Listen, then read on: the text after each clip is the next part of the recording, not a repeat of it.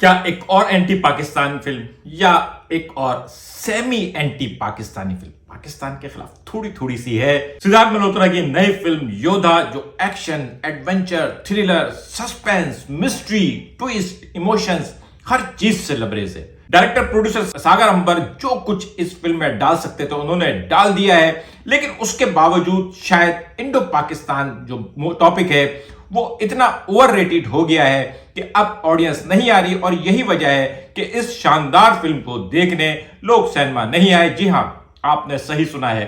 मैंने आप लोगों को हमेशा कहा है दोस्तों कि मैं ऑनेस्ट ओपिनियन देता हूं, मैं कभी भी किसी फिल्म के बारे में बाइस्ड नहीं होता, और क्योंकि मैं पैसे लेके व्लॉग नहीं बनाता हूं तो इसलिए मैं जो मुझे फील होता है मैं वही बताता हूं। आज योद्धा पे बात करते हैं। अगर आपने अब तक मेरा चैनल सब्सक्राइब नहीं किया है तो प्लीज मेरा चैनल सब्सक्राइब करो और बेल आइकन प्रेस करें। हॉलीवुड में ये 25-30 सालों से चल रहा था और अब बॉलीवुड का भी हिस्सा हो गया है कि एक कॉप है जो एक पुलिस वाला या फौजी है जो बददिमाग है, बहुत शानदार है, बहुत जीनियस है, लेकिन उससे कोई ऐसी गलती हो जाती है जिसकी वजह से उसे खड्डे लाइन लगा दिया जाता है, और दूसरी तरफ उसकी शादी जो है वो भी ठीक नहीं चल रही, डाइवोर्स चल रहा है। और ये चीज आप बहुत सारी दफा देख चुके होंगे।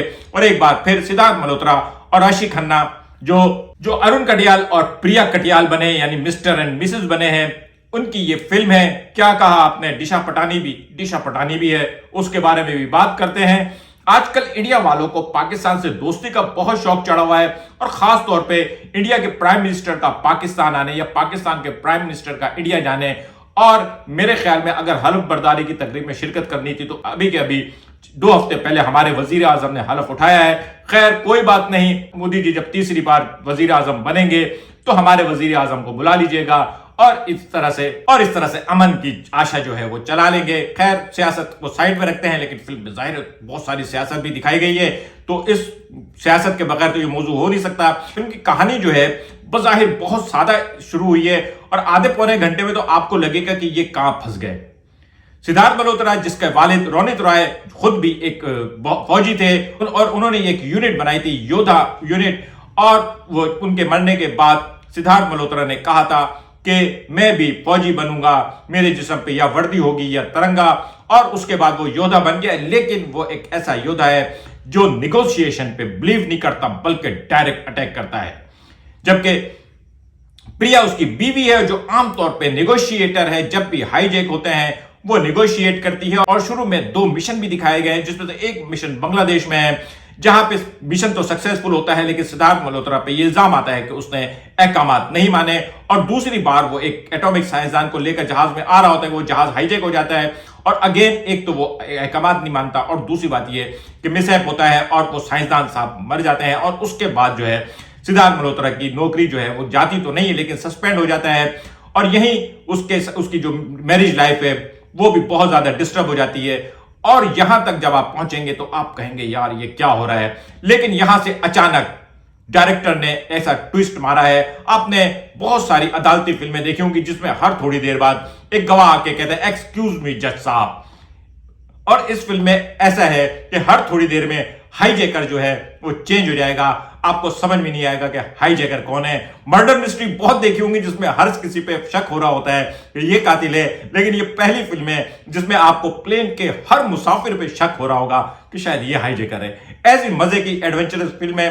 इस फिल्म में जैसे ही ये जो हाईजैकिंग शुरू होती है, इस फिल्म ने एक पेस पकड़ा है, टर्न है, ट्विस्ट है, और हर थोड़ी देर में कहानी पूरी खो जाती है। आपने ट्रेलर में देखा होगा सिद्धार्थ मल्होत्रा पे इल्जाम लग रहा है, यानी हमारे अरुण पे इल्जाम लग रहा है कि वो देशद्रोही, और उसने अपने मुल्क का ही जहाज अगवा कर लिया। और उसने जो अपने मुल्क का जहाज अगवा किया है वो क्यों अगवा किया है, अपने ही साथियों को छुड़ाने के लिए क्यों किया है, जबकि असल में जहाज की अगवा क्यों हुआ है, कौन है। और दिशा पटानी, याद है ना आपको, दिशा पटानी को मैंने कहा था, तो दिशा पटानी इसमें उसी जहाज की एयर होस्टेस बनी है, और पहली बार किसी डायरेक्टर ने दिशा पटानी को एक्टिंग दी है। और दिशा पटानी ने पूरी फिल्म में ब्लैक कलर की एयर होस्टेस वाली साड़ी पहनी हुई है। और उसके साथ ही जो तानिया शर्मा कैरेक्टर ने कहा कि उसने 200 घंटे की फ्लाइट पूरी की हुई है, तो मुझे यकीन हो गया था कि इस जहाज में कुछ ना कुछ ऐसा होना है कि इस बच्ची को कहा जाएगा कि अब जहाज तुम उड़ाओ। बहरहाल जो कुछ भी हो रहा है उस हाईजैकिंग के दरमियान में, जो लोग एविएशन के एक्सपर्ट हैं, जो लोग जहाज को बहुत अच्छी तरह से जानते हैं, वो उसमें बहुत सारे भंड निकालेंगे या गलतियां निकालेंगे। जो लोग वेलोसिटी और ग्रेविटी को जानते हैं वो शायद इस फिल्म के ऊपर बहुत एतराज लगाएं, लेकिन आम आदमियों के लिए यह फिल्म जो है, जहां से वो जहाज अगवा होना शुरू हुआ है, बल्कि जहाज अगवा होने से पहले ही एयरपोर्ट से ही जो मिस्ट्री शुरू होती है, जहाज अगवा भी नहीं होता और मिस्ट्री शुरू हो जाती है। जहाज अगवा नहीं हुआ है, जहाज अगवा होने वाला है। ये बात पता चल गई है, जहाज अगवा होने वाला है, लेकिन जहाज अगवा कौन करेगा अभी ये भी नहीं पता है। हर कोई सस्पेक्ट है ना। मजे का ट्विस्ट, एक गलती जो डायरेक्टर ने मेरे हिसाब से की है, इसमें 3210 का जमाना दिखाया, जब आईपॉड नया नया आया था और 6600 वाला अंडा वाला नोकिया का फोन आया था। नोकिया के सारे फोन हमारे जमाने के यादगार फिल्म है, लेकिन एक गलती कर दी है कि उस जमाने के फोन में जो मोबाइल रिंगटोन है वो आईफोन 14 की डाल दी है। ये कैसे हो गया है? बहरहाल इतनी जबरदस्त फिल्म बनाते हुए ऐसी छोटी मोटी गलतियां हो जाती हैं। वैसे भी इस फिल्म के दरमियान में, क्योंकि इस फिल्म का जो पस मंजर बैकड्रॉप दिखाया है वो जमाना है जब शाहरुख खान और काजल उरूज पे थे और उनकी फिल्मों के डायलॉग ये बोलते रहे, तो मैं भी एक डायलॉग बोल सकता हूं, सेनोरिटा, कि बड़ी बड़ी फिल्मों में ऐसी छोटी छोटी गलतियां हो जाती हैं। फिल्म के अंदर बहुत सारी ऐसी चीजें हैं कि अगर मैं वो बोलूंगा तो स्पॉइलर आ जाएगा, क्योंकि अभी तक मैंने आपको ये नहीं बताया कि पाकिस्तान का है। इस बार पाकिस्तानी प्राइम मिनिस्टर जो है, और आप शायद ओलंपस हैज फॉलन को थोड़ा सा रिकॉल कर लें, टाइगर 3 से कुछ मैच होती है, लेकिन बहरहाल it is a different story. हाँ, ये हो सकता है कि वाईआरएफ वाले जो हैं अब स्पाई यूनिवर्स में योद्धा यानी अरुण काटियाल को शामिल कर सकते हैं।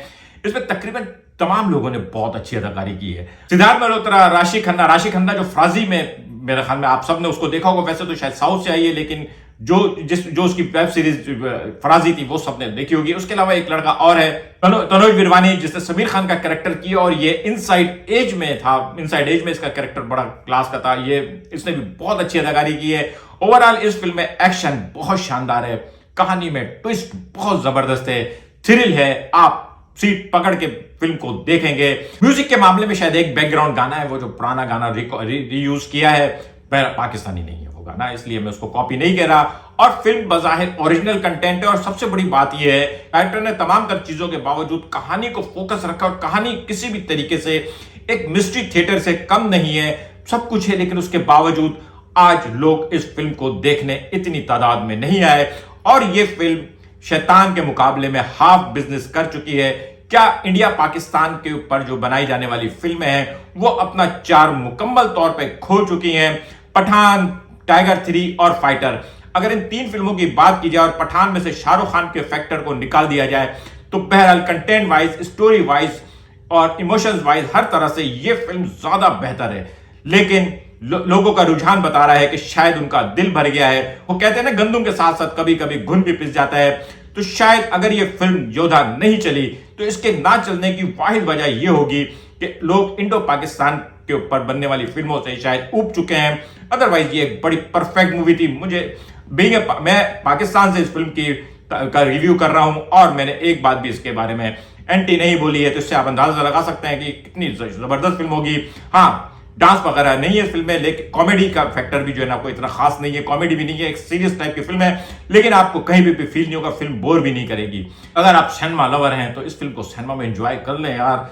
आज का व्लॉग कैसा लगा कमेंट करके बताइएगा। मिलेंगे अगले किसी व्लॉग के साथ। शुक्रिया।